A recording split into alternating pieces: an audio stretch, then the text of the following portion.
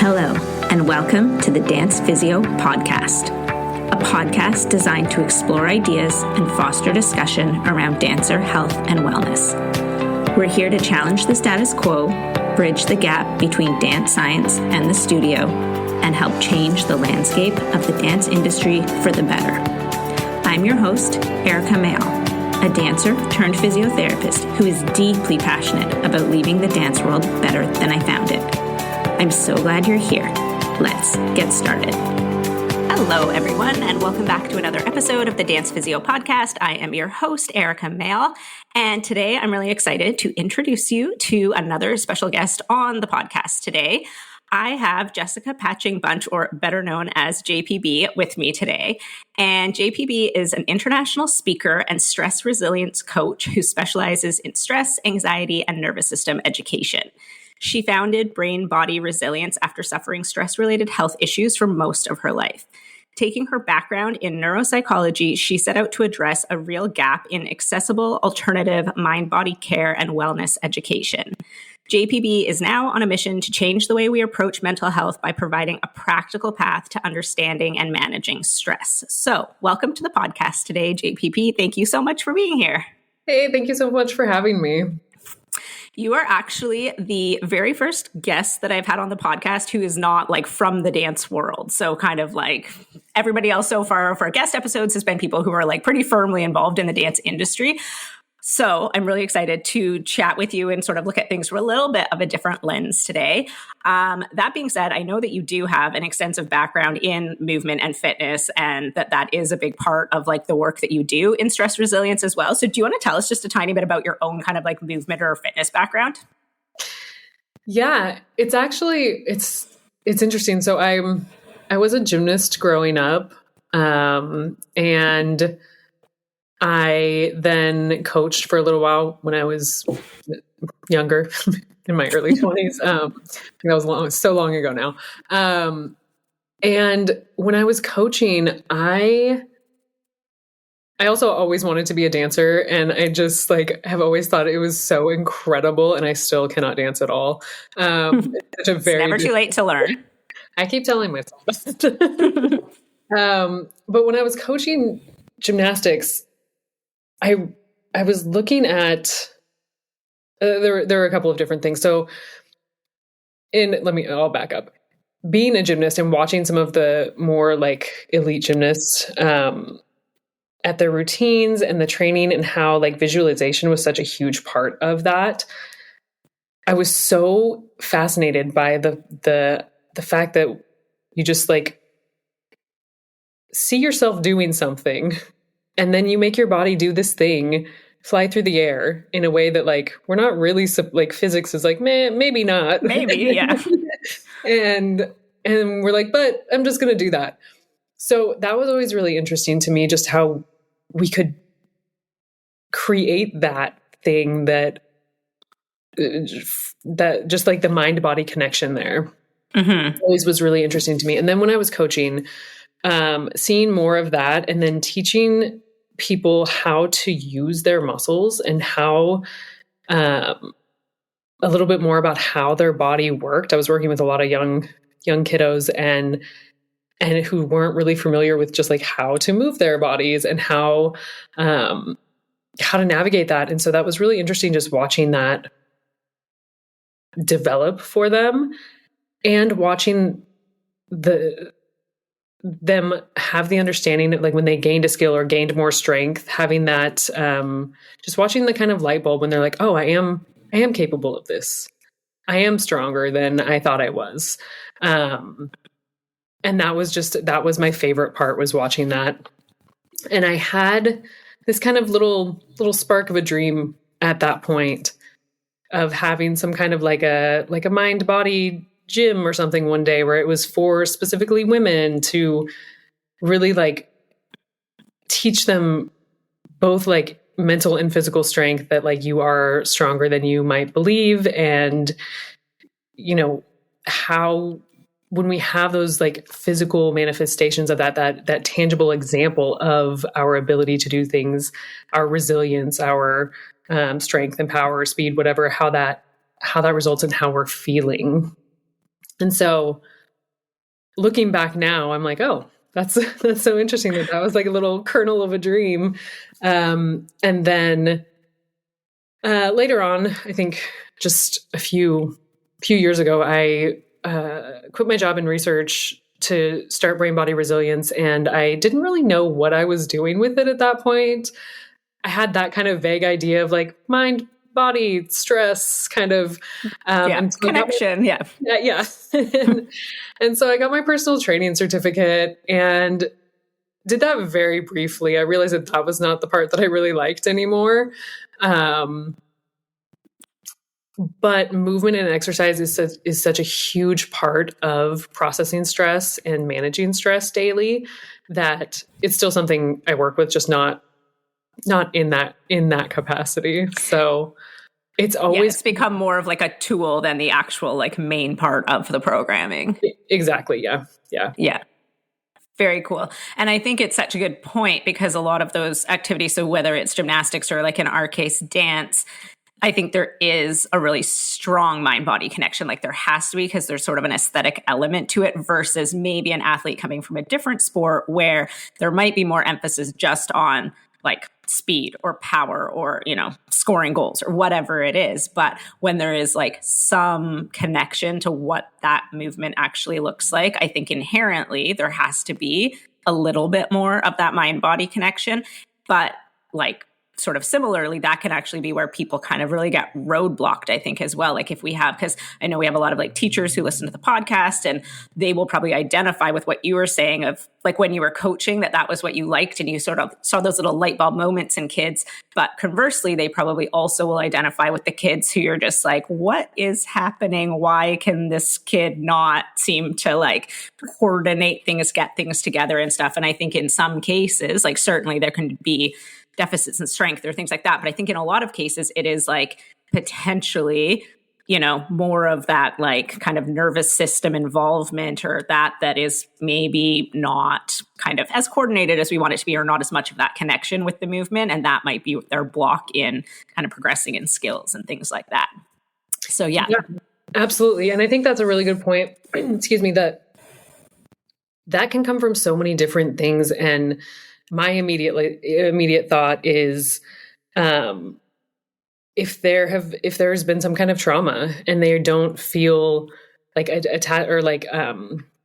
not attachment, but awareness or residing in one's body doesn't feel like a safe place, then you're not going to be able to have that that kind of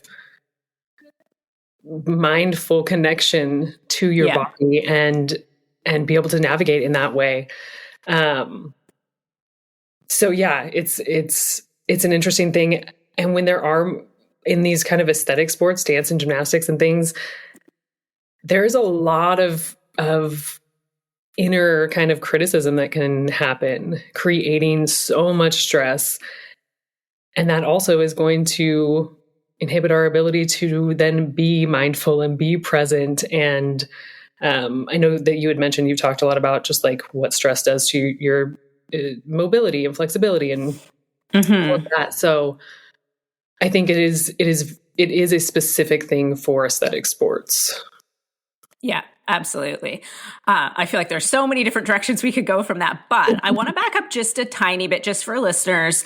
I think stress is something that gets like thrown around a lot right now, especially like in the social media space and especially in the world we're living in right now. And this like idea of always kind of being in these like heightened stress states. But if we kind of like peel things back a tiny bit, can you explain like just a little bit about like what stress actually is and like how it manifests in the body potentially, or like almost more like, so we're pretty nerdy on this podcast and I often get into a lot of like the science of things. So even like a little bit of like the neurophysiology of like, what is stress? Because I think, everybody knows that word and people maybe have different connections to the word or different perceptions of it. But if we kind of like pare it down to like actually like just like the very basics of like, what is stress?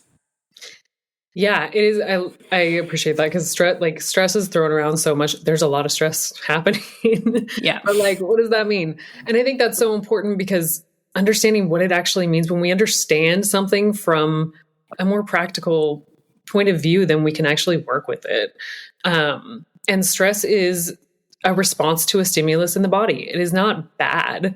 It actually is beneficial to help us learn and face challenges. And so it is just a neurophysiological reaction that our body has to try and maintain balance. Or if that, sympathetic system, so there's, I don't know how much you talk about, but a branch of our nervous system is the autonomic system, with that parasympathetic being the calming, rest, digest, learn kind of axis. And then our sympathetic system is that fight or flight, kind of protect arm of that. And they're supposed to be balancing each other out. But when there is a lot of overstimulation of the threat response, then that creates that imbalance. So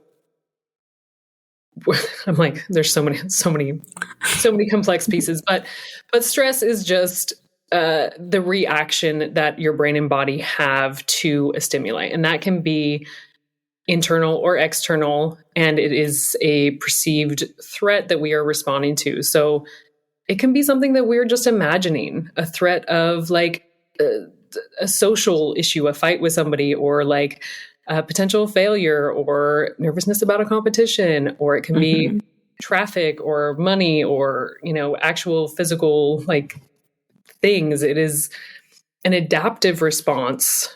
So it's meant to help us learn. Stress is meant to help us learn, overcome challenges. But in order to do that, we have to process that. And when we're not doing that daily, then it is not beneficial. And it becomes detrimental. Yeah, absolutely. And I think that's such a great explanation, because again, like, people hear the word thrown around, and I think it almost always has a negative connotation. Like, stress is almost always perceived as bad, and especially in some of the, more social media type spaces or things like that. But I think it's so important for people to understand exactly what you said. It is just a response, and it doesn't have to be bad, and it isn't always. And especially, like we were chatting before we started recording, that in the case of dancers, like, we will often put ourselves in a position of high stress situations, like a competition, or even just going on stage to perform. So even if you're not a competitive dancer and you're just performing, that is a higher stress situation. But we're purposely putting ourselves in that situation, and we want to have that stress response in order to be able to perform, to be able to perform at our best. Because what happens in the body physiologically is, you have an increased heart rate, you have increased oxygenation, like things like that, that we need to be able to perform at the highest level. So I think that idea that stress is not always inherently bad is really important for people to understand, because I think a lot of messages that get circulated are like, everybody needs to lower their stress, lower their stress, lower their stress. But really, what I hear you saying is it's very much about learning to like respond to the stimuli and balance like that sort of parasympathetic and sympathetic system, so that we're not always living in one state, that we can kind of like, adapt to different states. So I think that was like a great explanation of like, it's not always a bad thing. It is just a response to a stimulus. Yeah. And I think there's so much of like, just like lower your stress, lower your cortisol, like get rid of it. It's like, no, these are, first of all, no, you can't. It's just not possible. It's just a human thing. But also we don't want to, like if we're talking about like, like a dance competition or something, the first time you compete is probably terrifying, or like maybe not. For me. Like, yes. Some people for a lot of people though, like a lot of dancers, that is something they struggle with. Like, I mean, some of them love that pressure, but those are maybe people that have just, whether consciously or just unconsciously, have learned how to like process that. And so they like the situation. But absolutely, for the majority of people, there is some amount of terrifying about like performing or competing for the first time. Well, and that's, and then the more that we do that, the more that we practice that stress, the better we are at holding it, the better we are at, and some of that is because we then know what to expect, but we have practiced it. And so practicing stress, especially for things like performance, whether that be like public speaking or dancing or other like physical things, but really anything, that repetition with our stress response, like it is a biological tool to help you learn. So what you do during the stress response, your body and your nervous system is going to remember. And that's how it's going to then respond later on. And the more that you practice that, the more that you train that, that's what's going to happen. So if we're not intentional in how we're responding, it can create problems because your body's just going to do whatever to try and like protect from that stress, even when it is a beneficial thing. So practicing stress, actually inducing some stress by like, I hate to like bring up like cold exposure because I think it's such a like fad, like biohacky trend, which like drives me a little bit crazy, but things like that, or like intense physical exercise, or just new types of physical like movements and exercise create stress that you can then respond to. And it helps to increase that window of tolerance that we have for stress so that we can tolerate a little bit more. We can kind of stretch that out so that we are able to respond to a wider, to a heavier stress load. Yeah, absolutely. And that's a great segue, I think, into, like you said, like repeated exposure helps us to deal with it, but presumably only if we're already kind of dealing with it in a somewhat positive way and you haven't just like completely frozen on stage and run off and, you know, had like a really kind of maybe traumatic experience associated with it. But obviously, so like exposure and repeated exposure, but there are other things that we can do to then train sort of the nervous system or train that stress response in terms of like tools that we can have in our toolkit. So do you want to talk a little bit about some of the things that you most commonly use when, like, I know you're not working with performers necessarily, but when you're working with clients and like, sort of like, you know, teaching them how to deal with stress and manage stress and actually like potentially utilize stress in a positive way? What types of things? I think you alluded to breathing earlier, and a lot of people are probably familiar with that, but what other tools can be really like impactful? I think before that, I want to back up just a little bit and talk about like what nervous system regulation is, even though we didn't like explicitly say that term along with stress is like just thrown around, especially like I know we both spend time on Instagram and I see just like in this like wellness world, I love that there is more like awareness around it, but then it also opens up to a lot of really like a lot of misconceptions and poor information. Absolutely. Yeah. And kind of misinformation that's being circulated because people like don't understand it. They only maybe hear about it on a surface level and then continue to spread misinformation. Exactly. And so we hear a lot about just like, oh, just regulate your nervous system. And like, okay, but what does that mean? What does it mean? It is the body's ability to maintain balance and adapt to stress by managing the communication between that sympathetic side of your nervous system and the parasympathetic side that are meant to balance each other out. And the regulation is the process of shifting between states of arousal and relaxation in order to have an overall sense of well-being, because those are balanced. We're going back and forth. So when we hear about like, just regulate your nervous system, a lot of the time the idea is that you're just like, okay, but calm, just pretend that these feelings don't exist. Just pretend there's no stress, or pretend like just make it go away. Yeah, make it go away.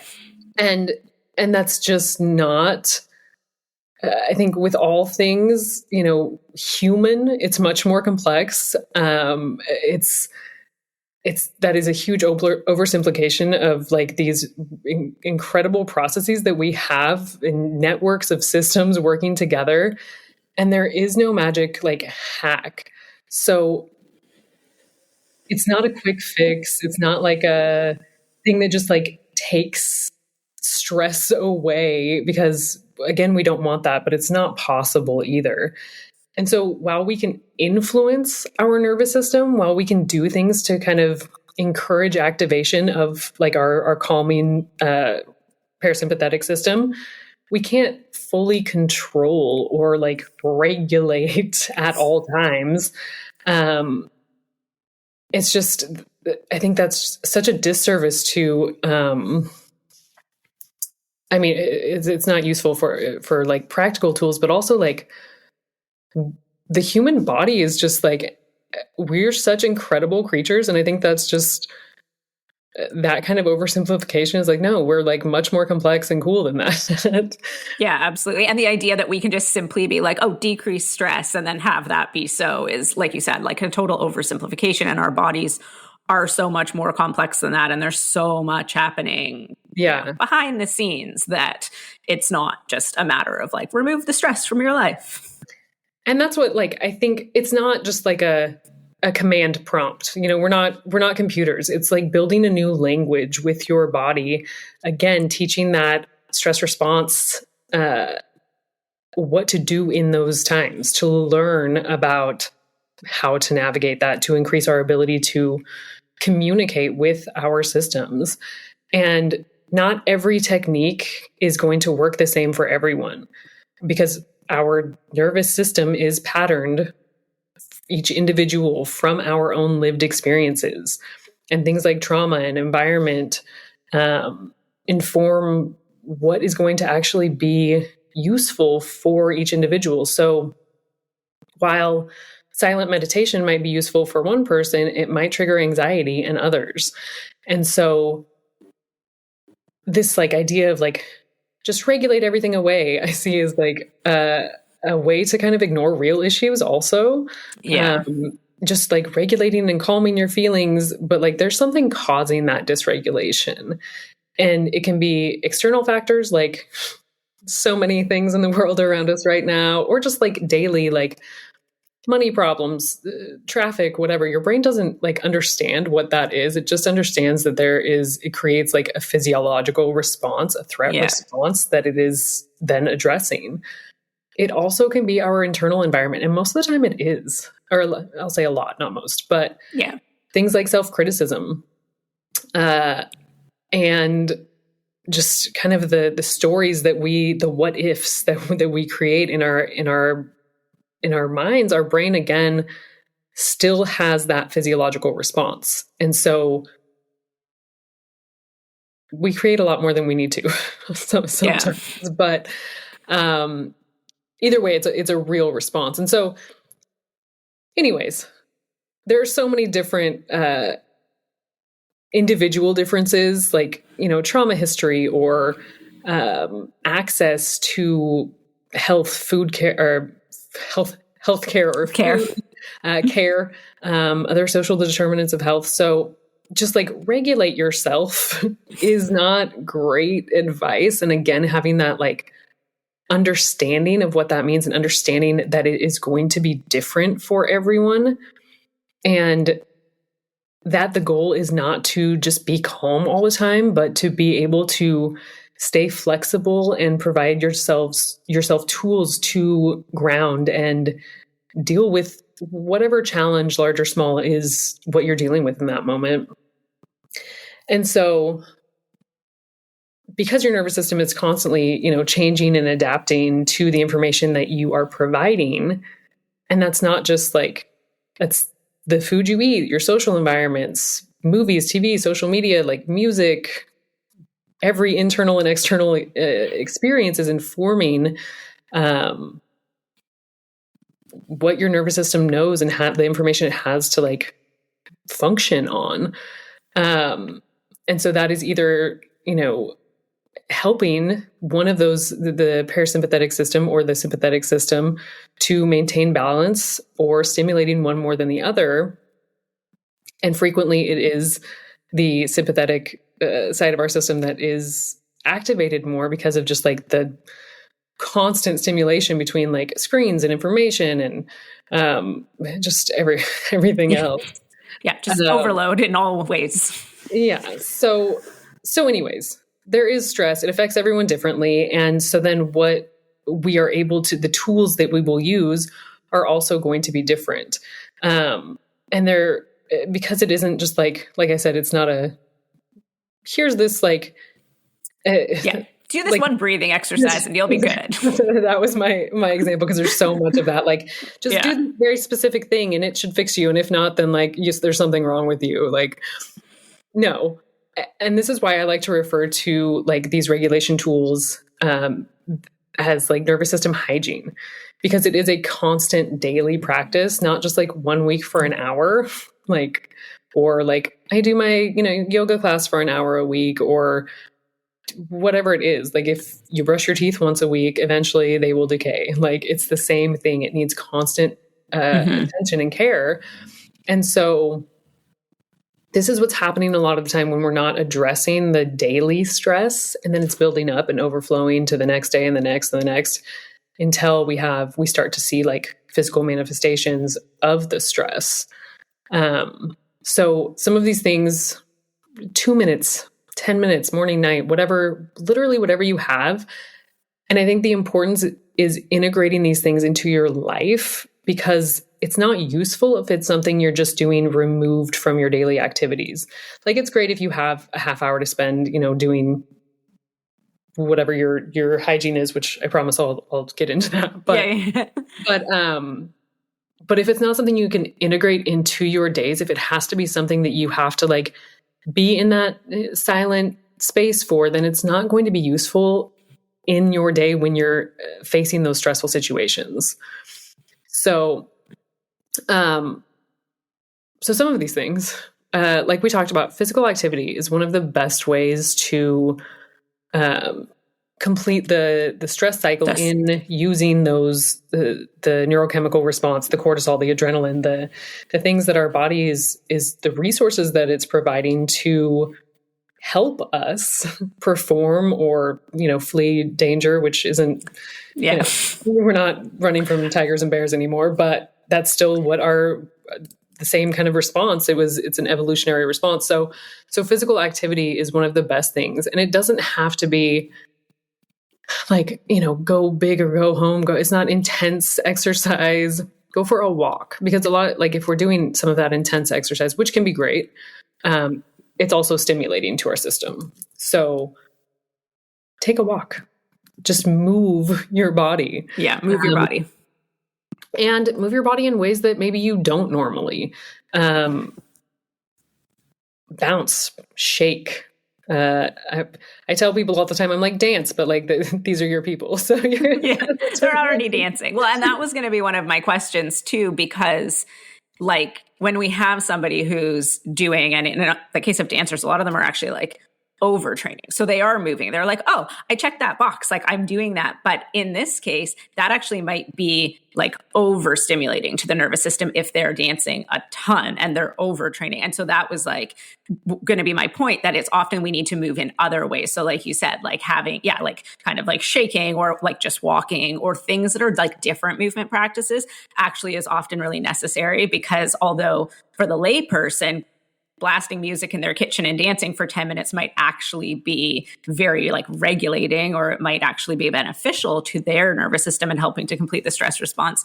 In our dancers who are, training 20 or 25 hours a week, that in itself can be more of a stressor. So that was a great point. Like, different types of movement might actually be necessary. And especially with I've talked to a lot of running groups about this too. Like when you are training so much, sometimes that physical activity box is checked, right? So then you have to do something else so that's not your go-to tool, because you're already using that one. So then we need to look at things like different types of breath work or slowing down and really just like a walk in nature. It's so funny. I'm like, I immediately want to cite, like, there's so much literature on how nature is like good for you. Like, why do we need studies to tell us that like nature is good for us? Like, but we have the studies. But we have them. Which I do like. I always want to make a point to say that a lot of these things, and because I work in science, I'm like, we can cite these articles, but so many of these like stress reduction management, like emotional nervous system regulation tools are practices that like indigenous communities have always used, have always known. They have always been beneficial and always worked. And now like it's cool because we can, with things like neuroimaging, we're like, oh, okay, we can actually see. Yeah, we can empirically see why it's beneficial now, but we also, But we also like don't need, I think there's like, oh, now we can confirm that it's true. Like we don't need to confirm it. It just is true. Like it just always has been. But, so it makes sense just that nature would be good for it. But there are like, even if you don't have access to like a green space around you, things just like looking at pictures of nature or hearing nature sounds still stimulate that parasympathetic system and still give you those benefits. So yeah, when we're moving a lot, like, okay, that box is checked. Don't do more of that. And like, maybe do something different, a slower type or and breathing is always one of my go-tos. Breathing is because it's a direct line of communication with your nervous system and a major way to influence the information that is being sent. So when you are breathing in different ways, it is telling your system, it's either providing stress to your system or saying like, hey, calm down, everything's okay, we can relax. And one of the best, there was just some, I think a couple years ago or recently, there was kind of a big to-do about like the physiological sigh and how that's the best one to calm. And it is great. So that's like 2 quick inhales followed by a long exhale, and like always breathing in through your nose if that's accessible, is just better for functional breathing. Which is a whole other like conversation, but but when I heard this, I was like, well, that makes so much sense, because when we look at like, if you ever have watched a child like cry and they're just like so worked up, and then they do the like yeah, and that's exactly what that is. That is their nervous system regulating, and so that's what that physiological sigh is. And it's so, it's so interesting. I'm like, yeah, if we just like, kids just know what's happening and then we like learn to just ignore that. Yeah. They're so intuitive. And then they're sort of just, taught to ignore all of those like intuitive things happening in their body. Yeah. So then there's things like, along with breathing, there's so many different breathing techniques. And I feel like really learning how your system works is really important here. I was watching like a pretty large breath account a few years ago on Instagram, and they were doing kind of a IG live. I think it was like pandemic time when everyone was just like doing a lot of that. Yeah. And they were going through this breathing technique where they were like breathing quickly, hyperventilating, and then asking like, can you feel your pleasure center? Can you feel your calm? And I'm like, well, no, because you're like activating your sympathetic. Yeah. And so like, and while there are like so many different types, and there is like holotropic breathing, like whatever, like generally that is not going to make you feel calm because it's activating your stress response. And so then if somebody's doing this and they're like, well, no, I feel like more anxious. And they're like, okay, this just doesn't work for me, or just, what am I doing wrong? I can't. And it's just like, no, that's poor information. And that's not how your body works. And so I do just want to say, like, when doing breath work, just knowing a little bit about when you breathe in, it activates your sympathetic system. When you are breathing out, it's that parasympathetic system. And so if we are breathing slow, deep breaths, or we're extending our exhale, that is going to be more beneficial for activating that parasympathetic system, getting ourselves to, in that rest repair state, which is why when we are kind of anxious or stressed, we'll feel kind of those short, rapid breaths. Yeah, or breathing like higher up into the shoulders and stuff. Yeah. Yeah. And so that's also just a good way to like gauge where you're at, because a lot of us just ignore because we're in a performance, or we're just going through our days, or we're whatever's happening. And so stopping to just check in, like, and that's again a nervous system hygiene tool. And it seems so simple, but just, and I don't know, people are like mindfulness, and that can look like a lot of different things. And I know there are specific mindful practices, mindful meditations, but I think that can be really intimidating for people, that word. Like it has to be something specific. Like it has to be this like big meditation or something like that. Yeah. And it just, it just means you're paying attention to yourself, paying attention to what's going on. But I specifically am like, be mindful of yourself. So like, what is your breath doing? Just checking in like that and like, okay, is my breath, shallow and fast? Like, okay, I can take a couple of breaths here just to like send that communication to my nervous system of like, okay, yeah, I'm not under threat. Pause. I am not under immediate threat. Throughout the day, again, we have to like integrate these things in our day. Yeah. And adding a hum to a breath helps. And this is why singing can be great as well, because it extends the exhale, but it also is vibrating the area around your vocal cords, which your vagus nerve runs through there, which helps directly activate that parasympathetic system. And so a lot of the time with my clients, when something, a breathing technique, will do like an inhale, and then on the exhale to help us focus on elongating that and to add that extra little vibration, I'll have them hum just, and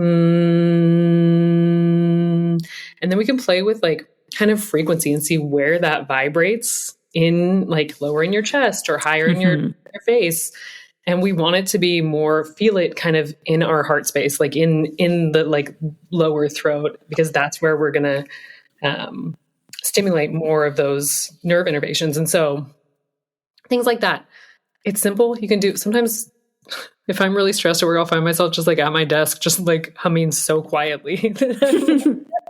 If anyone could hear, they might think it's weird, but also I don't really care. Yeah, exactly. And maybe it'll inspire them to be like, what are you doing? Should I be doing that too? Who knows? So, and then things like social support are so huge, and we're so isolated in so many ways. So, and I know that like a lot of dancers, that is like social community, and but doing something outside of that, again, if that's your training space, like something creative or just something where you are interacting with others. Like we co-regulate. Our nervous systems respond to each other as well. It's not just an individual thing. And so that is a huge piece that we don't, I think about a lot, because we're like, okay, well, it's your fault. What are you going to do about it? And it's like, okay, well, no, that's not it. It's just, what tools can I work with? And so that's a big one. I think, again, going back to mindfulness and just like awareness of what's going on, bringing yourself back to the present moment, because we can spiral. I mean, our heads will take us all kinds of crazy places and spiral out really quickly. And so something that's so simple, just like a reminder of, I am right here in this physical space. When I'm, end up like, I'm at home, I'm in the shower, and I'm all of a sudden I'm like in work thinking about this thing, or thinking about this thing I said that I'm like, oh my gosh, I shouldn't have said, or just like whatever it is. And then I just remind myself, I am right here in this space, and there is no threat. This isn't, that thing's not actually happening right now. So like, what exists right now? Which is where some other grounding techniques can be great. Just using your physical sensations of like, what do I hear? What do I smell? What do I see? Like, I feel like there's so many more, but like, yeah, but those ones are all, I love all of those because they're so, they're so tangible and like practical, but also like thinking of it from like a dance lens, those are all very accessible, like even within, say, like a studio space. And I want to go back to the point you were just making about co-regulation, because I think that is massive. And especially for the dance teachers who are listening, that I think every teacher's probably had the experience of like being in a studio space that just feels off. Like it feels chaotic. It feels, whatever it is. And often like maybe you don't have the words, or they don't necessarily know exactly what was happening. But oftentimes I think it is like, just kind of like a general dysregulation. And so sometimes I think there's like, oh, I need more discipline in my classroom, or I need more structure, or I need, X, Y, Z. But a lot of times I actually think it comes back to like, okay, are these kids all just like coming into the studio from a chaotic day at school, and then they've been rushed into the car and then rushed to the studio, and like everything is just feeling a bit overwhelming. And so maybe they actually just need a bit of sort of regulation. I'm going to use that word a bit loosely, to actually then be in a space where they can be ready and receptive to learning. And so I think the teachers often really set the tone for that in like a classroom. And so that idea of co-regulation is like, like you were saying, like being aware and being able to perceive what's going on around you, but then also being like, okay, how can we bring this back to a state like collectively in community? And maybe it is like, okay, we're going to do like a humming warm up today, or maybe it's a breathing thing, or maybe, you're just bringing them back into their own bodies, or whatever the tool that you're using is. I think all of these are so beneficial because they can be used within like a studio setting, and they can be used in a group setting. So even though it's going to manifest differently in each individual dancer, the tool itself can be used very effectively, like in a group setting. So I think these are all, like really, really practical and tangible for dance teachers. The other thing that I just wanted to like swing back to as well is when you were talking about like breath work and breathing, I think it was so important to highlight that not every breath work technique is going to work for every person. And I see this a lot in dancers because obviously like clinically I'm working with dancers one-on-one, and often this is like we have to address a lot of this stuff in order to get to like, the physical causes of their pain or their injury or whatever. And dancers just like inherently have, I'm going to say a little bit like messed up breathing patterns. Like the way we're taught to breathe as a dancer is not a super functional breathing pattern. And so we actually like really intentionally need to like learn how to have a more regulated breathing pattern that isn't always how you're going to breathe when you're dancing, because we're not diaphragmatically breathing when we're dancing. We're also, often not breathing in through your nose or whatever. Our breathing patterns while we dance are just like not always optimal.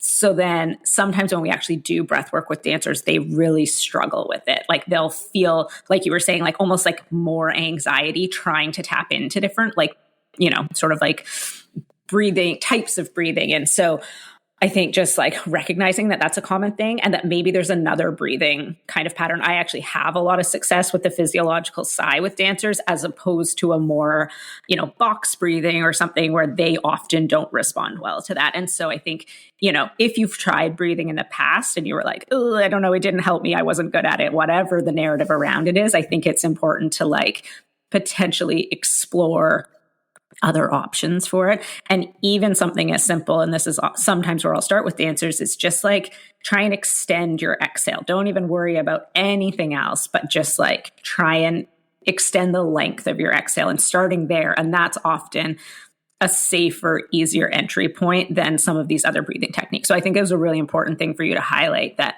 it's not going to be the same for everyone, and not everyone's going to have success with every breathing. Because like you said, like there's these messages in society that like, oh, just do some breathing and you'll feel much better. And people are like, no, I feel worse. I'm not doing it right. I don't know how to breathe. And like all sorts of narratives that come up around that. Yeah.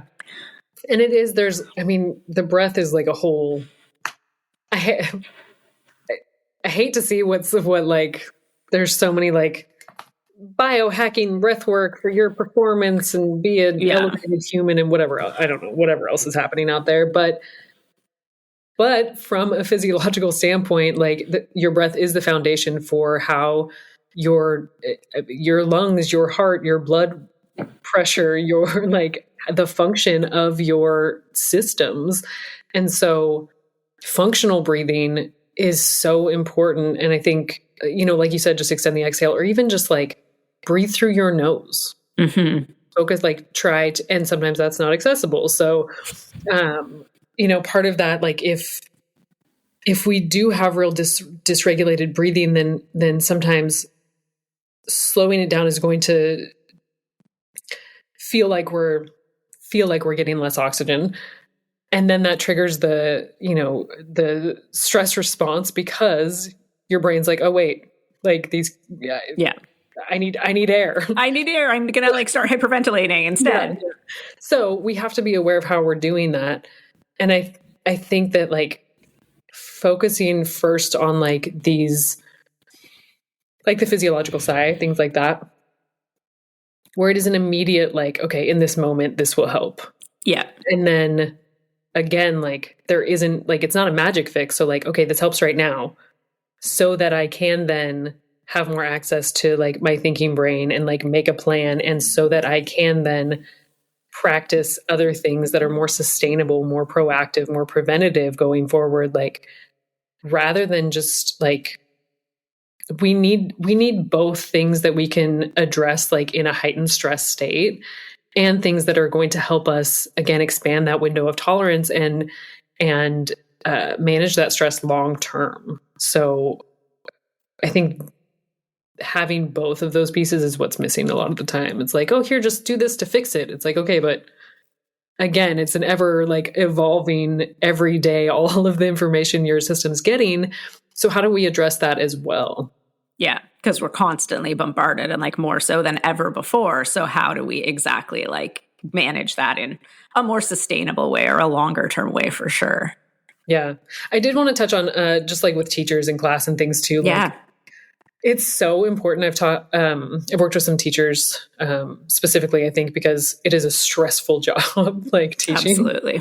And so being able to have these tools for yourself is really important. But how, like, even if you think maybe you're like hiding it or your kids can tell and like people can tell because it comes across. And so like when you are dysregulated, you're going to then behave in a certain way. You're going to react a certain way, whether it's, intentional or not. So that is then communicating something to your class, especially if it's kids. They're taught to look to you for guidance for like what to do. And so if it doesn't feel like a safe space, and just meaning that like maybe you're dysregulated, you're like agitated, or you're like trying to figure out like how do I like get this class to like everybody's going crazy, like what do I do to manage this, more discipline, whatever.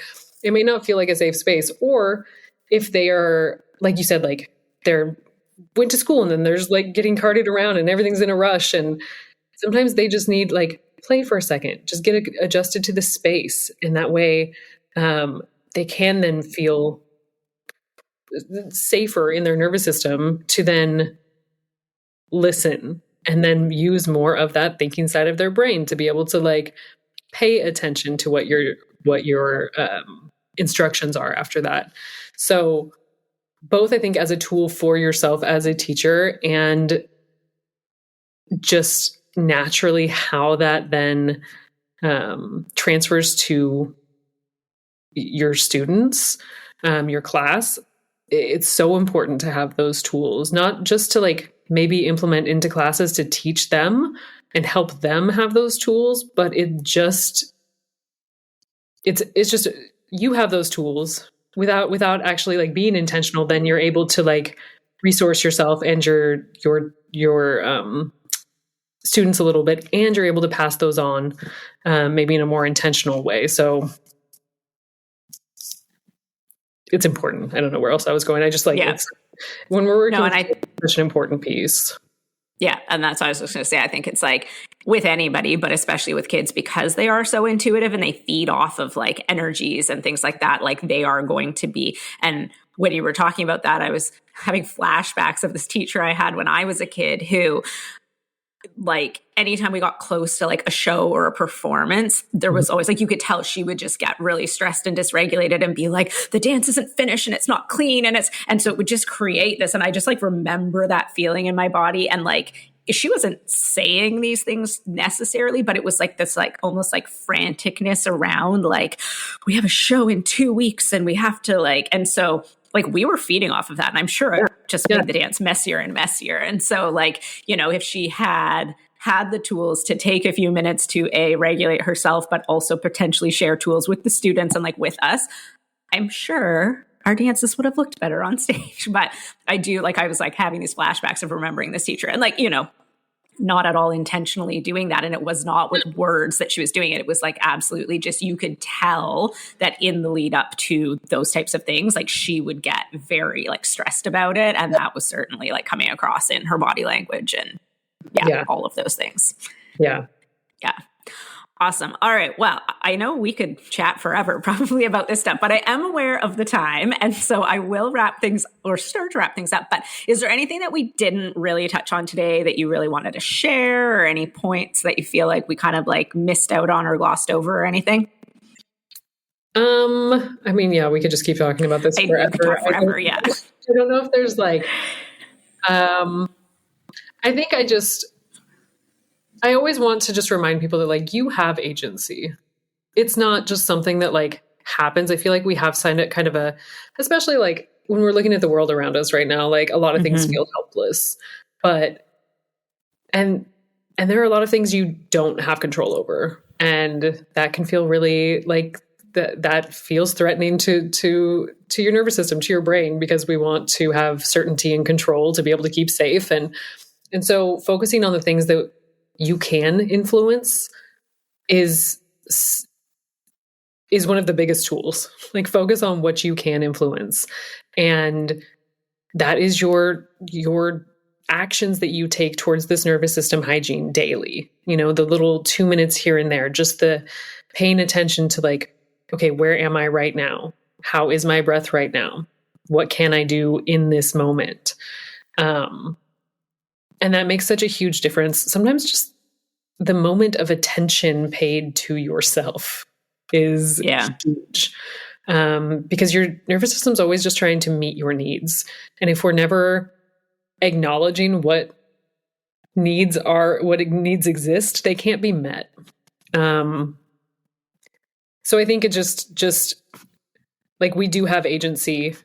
It's not a fix-all. We're never going to get rid of stress. We don't want to. It is beneficial. It helps us, especially like things like performance.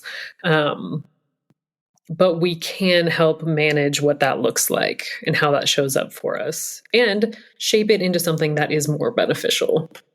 Yeah, absolutely. And I think that's the key is like, being able to have it help us rather than like hinder us, and be able to recognize what it is, what the responses to it are, and how we can have some sort of agency over that for sure. I do want to say just quickly on that note, I think there are a lot of people who have a misconception of what like beneficial stress is. Yes. Like I thrive under stress. I work great under stress. It's like, okay, well, no. You've just conditioned yourself to ignore the stress. Exactly. And that's what like you are just ignoring, and you are functioning at this high level, but it's not. It's going to catch up eventually. It's inevitable. Like your system just cannot sustain on this emergency response system. You literally burn out from the resources that you're getting if they're not being like spent and managed in a productive way. So there's a difference between using stress to your like advantage and making that a positive resource, as opposed to like ignoring it and being overstimulated all the time and just thinking that that's normal. That's where you should be. No, I think that's a really good point, because you're right that a lot of people have been conditioned to be like, oh, I just thrive under stress. And you're like, it will catch up to you eventually. So for sure. This has been amazing. Thank you so much for taking the time to sit down and chat with me today. I know all the listeners are going to find it so beneficial and so helpful. If people want to connect with you or learn more about the work you do and things like that, how can they reach you? I am on Instagram a lot, jpb.brainbodyresilience. And I also, everything's similar just to keep it easy. But my website is www.brainbodyresilience. I had to think about that. And then I also have a podcast, just Brain Body Resilience. I have like 200 plus episodes. I haven't actually done any one, but you've inspired me on this. I'm like, I have so many more things to say about this, so I think I'll continue this. I always love to hear from folks. So If you want to connect or just like have questions or whatever, I love talking about these things. And so reach out. Amazing. And I will link all of those. So Instagram, website, podcast, all of that in the show notes. So if anybody is looking for direct links to that, check the show notes. I will put all of those in. Once again, thank you so much for joining me today. I really appreciate it. And I appreciate all of you out there listening as well. I hope you all have a great rest of your day.